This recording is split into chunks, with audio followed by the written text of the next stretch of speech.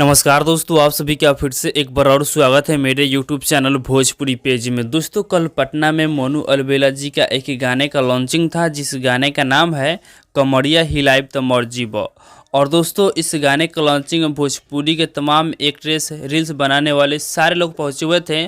और देखिए, इस गाने के लॉन्चिंग में आरजेडी नेता तेज प्रताप यादव भी पहुंचे हुए थे। जी, तस्वीर निकल के आया है, आप लोग हमारे वीडियो में देख सकते हैं। और इस तस्वीर को शेयर करते हुए मोनू अलबेला जी लिखते हैं अपने फेसबुक पेज के माध्यम से, आदरणीय तेज प्रताप भैया मेरे गाने के लॉन्चिंग में पहुंचे, दिल से धन्यवाद भैया।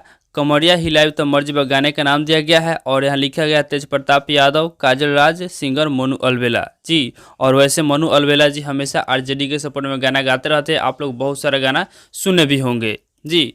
तो मोनू अलबेला जी बहुत ज़्यादा खुश है कि उनके गाने के लॉन्चिंग में आरजेडी नेता तेज प्रताप यादव पहुंचे हुए हैं और तेज प्रताप यादव का मोनू अलबेला जी को प्यार उसके मिला। बाकी दोस्तों, आप लोग इसके बारे में क्या कहना चाहते हैं कमेंट में बताइएगा। और इसी के साथ हम इस वीडियो को समाप्त करते हैं।